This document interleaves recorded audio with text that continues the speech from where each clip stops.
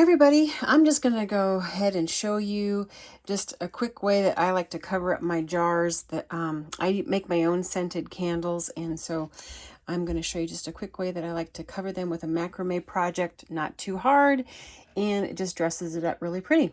So I'll see you on the other side.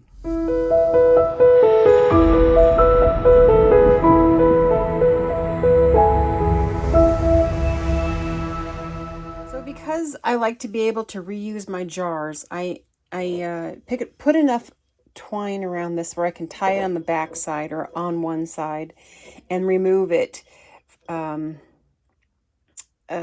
essentially as best I can, so that I can clean the jar out when I go to put any new wax into it. So I just make sure that I have enough twine going around, and I'll show you on the front side, on this side here, that I can do that and make sure I have enough where I can tie it.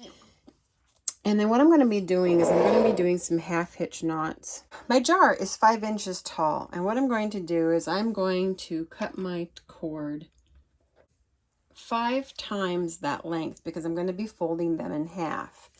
So let's go 25 inches, and I'm folding the cord in half. This is 25 inches long.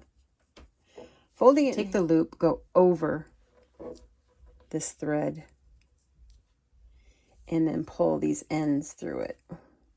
And that will put the looped side on the front. So I'm going to go ahead and put enough of those on here so that they wrap all the way around my jar. Now, something that makes this a lot easier when you're putting that on is actually to anchor each end with a piece of masking tape. And so I'm going to go ahead and do that to the other end here. And then grabbing the ends and pulling them through. And then just keep sliding them down. Pull my ends through and slide it over. So I'll keep doing that until I've filled up enough to go around the jar. So I have enough threads, or I have enough put on now to completely go around my jar. And just for your reference, my jar is 7.5 inches in circumference, and I'll let you know how many I have on here. My cord is a 2mm cord, so that kind of just gives you an idea. Once I tell you how many I have on here, just how many it takes to get all the way around this. And I don't put them on super, I don't want to crowd them too terribly much, but just, make sure they're spaced nicely. And I like my knots to be fairly even all the way around. All right, I'll go ahead and count those and see how many I have on there. So I have actually 39 knotted on my string, so around the circumference of 7.5 inches. All right, so I'm going to be starting from the back side where my bow is, and if you want to make this permanent, you can do that. Just make a knot and then just move those around that so that space your other knots around your tie-off knot so that it doesn't show quite as much. So I'm going to actually cut another length of string, and my jar kind of had, I don't know if you noticed, but it had sort of like this shoulder to it, and it's kind of flat one direction and wider out here, and it's got that shoulder, and I want my line to follow that shoulder. So this is I think I called these knots, I think they're called lark's head knots. Anyway, this one I'm calling is half hitch, I believe. Gosh, I know my knots. I just don't necessarily know what they're called.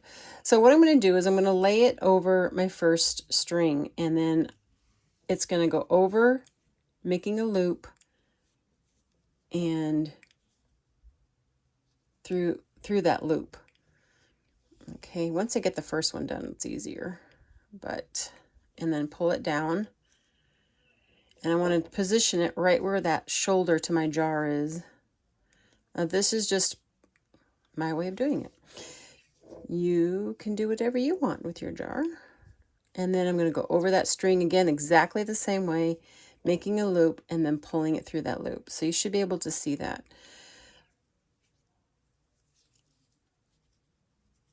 And there, that second one will actually hold it in place really well. And that's right about where my shoulder is to my jar. Okay, so let's see if I can get a little closer. Okay. So this one string that I'm adding, it's pretty much writing horizontal along this jar. And so every time I'm just following my cords in order, my strings, I go over and through the loop. You see that? And then I'll pull that up even with the previous one. And each cord you're going to do that twice.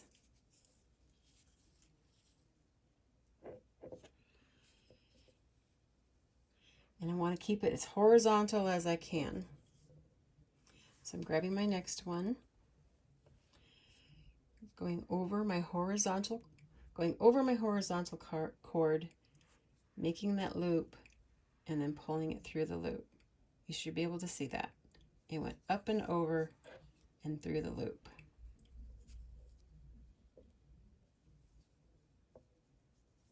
I just pull it up so it's even. Do the same thing. Make sure you do the same thing twice with each one. Okay, I'm going to continue that all the way around the jar.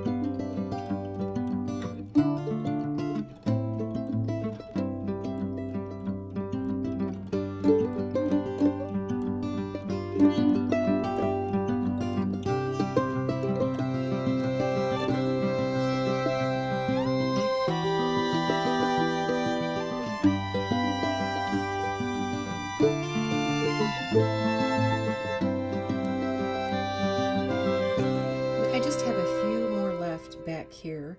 And so what I'm going to be doing is I'm going to be overlapping my ends so that my loops will now be going over both ends, and that will just cinch that in real well.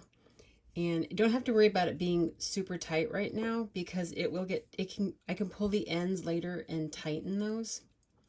But I'm going to go ahead and just wrap around that. So I'll pull that over to there. Once I get both of them done the first time, it's easier because then I can just slip behind both of them and do my knots.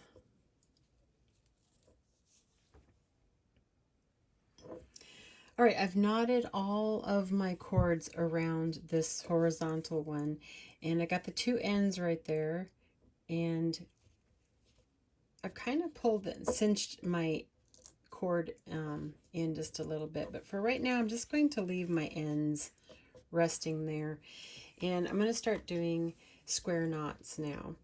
And if you've never done them before, it's very easy. You're going to be using 4 strings at a time that are right next to one another. The right cord you're going to lay over the 2 middle cords and then go under the left cord. The left cord then will go under those 2 middle ones and then up through the loop on this side. I'll show you what that looks like before I pull it. and then you just pull that knot up. Now to make it a square knot, we started with the right side. This time we're going to start with the left side.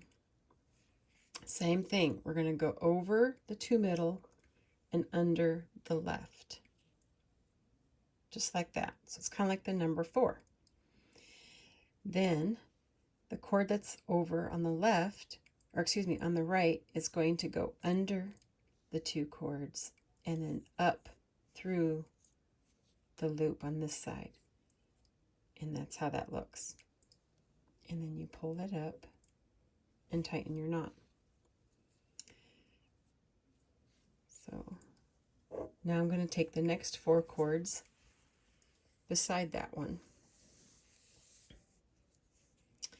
going over the 2 middle, under the left, take the left cord, go under the 2 and up through the loop. Now you can rewind and watch that from the beginning, but I'm just showing you again how to do that here very quickly. And you're going to get to where you're very fast at it. And I just want to pull it up even with the other one. And again, so make it square, you have to alternate the sides you start with. Oops, sorry. I'm so used to going under first. So you're going to go over the 2 in the middle, under the right side. Then the right side comes under the 2 and up through the loop. And then pull that in.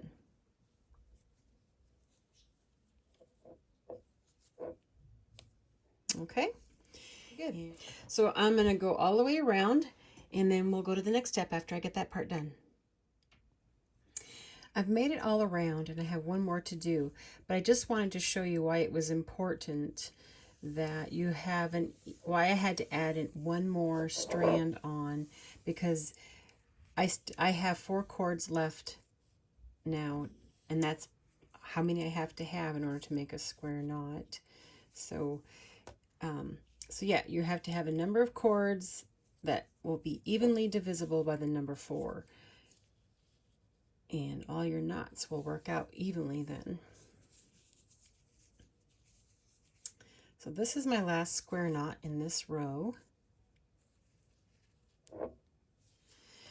And then what I'm going to be doing next now is I'm going to take 2 cords from each square knot. So 2 adjoining square knots. Here's 2 adjoining square knots. So I'm going to take the 2 that are closest to the other square knot. These 2 are closest to this square knot. So these are I'm making another square knot is what I'm going to be doing. But I'm alternating them now. So I'm using 2 from each square knot that are adjoining cords. Okay, just like that. And just like before, just making the square knots, alternating the side that you start with so that you get a square knot. So I'm not going to tighten those all the way up. Well, maybe I will. Yeah. So I'm going to go up to the other square knots that are right there, and then go ahead and make the second part to this square knot. You can leave gaps, and you can leave more of a gap if you'd like, but I think I'm going to go ahead and do it like that.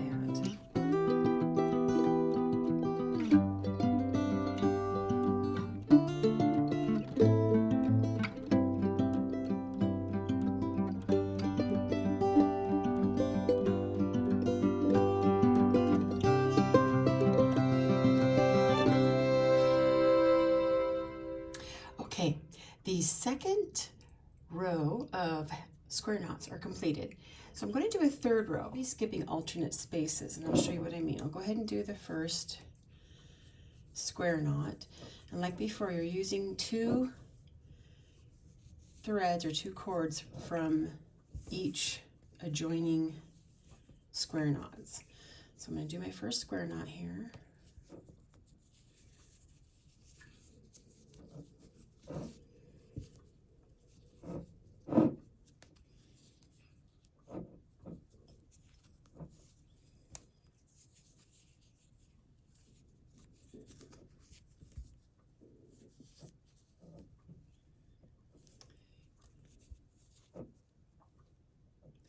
And now I'm going to skip the next one and do the one further over on the other side. So there's going to be one in the middle that's going to be skipped. And I'll do that all the way around. And anyway, that's what that's going to do, is kind of create a triangle or a point so that we can have some pretty little kind of like scalloped edges when we go to do our next step, which is doing the half hitch, or excuse me, lark's head, whatever they are. Same stitches that we did up here. So there you can see, point there and point here, and this, so this goes up and down. So I'll continue doing that all the way around, and then I'll show you the next step. So now it is the next step. And with this one, you can see where the square knots have this kind of a triangle shape going up and down, kind of like a zigzag. So I'm going to be starting on the up portion of these stitches. So in between the ones where I didn't make the square knot on the previous row. So if you see this, here's the 4 knots. Whoops. Here are the 4 knots of the spaces where I did not make a square knot. You can kind of see from the 2 knots on this side, the center knot on the left side kind of looks like it's pointing this direction. And that's the one I'm going to be using to make my stitches around, coming down this side over here. So if you remember, you just take your cord, go over and through the loop. And always remember to do that twice.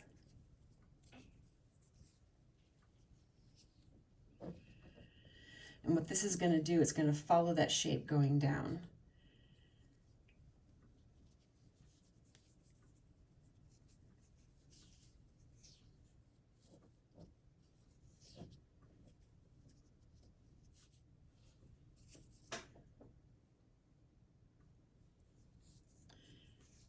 That done the second time. Okay, now this bottom square knot, I'm only going to use the left 2 cords to wrap around. The other ones will be for this one coming down this way. Okay, here are my line of stitches coming down, and like I said, for this bottom square knot, the 2 left stitches are for the left side, and the other 2 stitches are for the right side. Now to do this side of the knots, I'm going to use, here's the highest point. I'm going to use this cord, the first one on the right side. I'm going to use that one, come down this way. And I'll use up all of these cords that are hanging there until I get to here.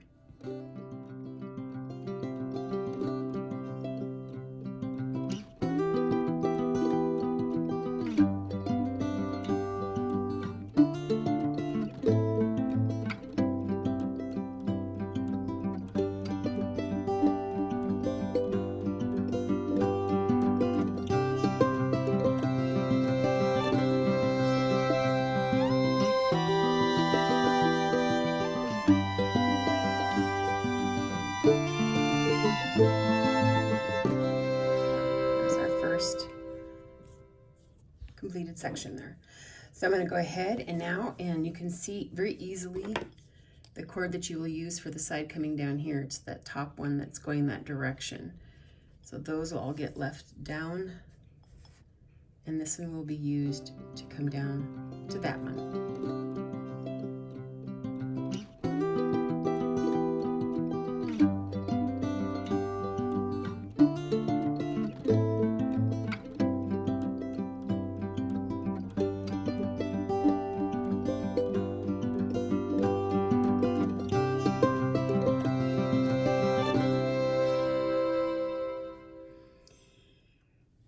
You should be able to see pretty well this up and down shape of these knots. So now what I'm going to do is I'm just going to do a repeat of the same stitches or the same knots. So used to talking in sewing terms. But it's really easy to see which cord you're going to use, because you can see these cords here are laying in this direction. So that top one is going to be the cord that you do all your knots around, coming down this edge right here. So I'm just going to go ahead and grab that working cord.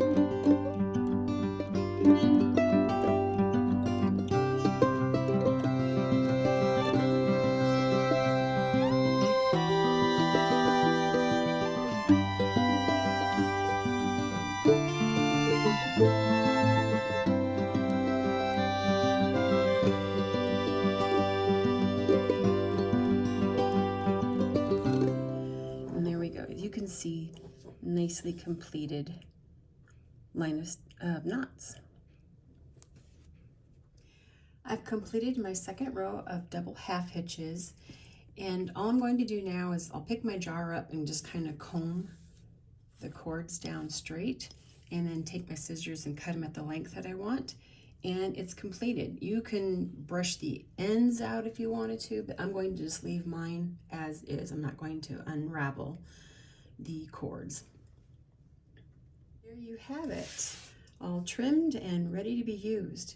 Now you can do this on mason jars. Any wide mouth jar would be great, and then you can just place a candle on the inside, and you don't even have to make this to be removable. I don't know about you, but when it comes to glass jars, especially if they have a unique shape, I have a really hard time getting rid of them, because I just think of them looking really pretty with a macrame, using it for some kind of storage or organization, ornamentation of some kind. And yeah, I really like them. So this is just an example. I don't ever really plan out ahead of time how it's going to look. I might have sort of a vision for it, but pretty much it's just wing it as I go. And that's how this one was done. I just decided as I went along how I wanted to do it. So I hope you give it a try. It's fun. It's really very easy. I find it relaxing as well. All right, I hope this finds all of you happy and healthy. And until next time, have a great one. Bye for now.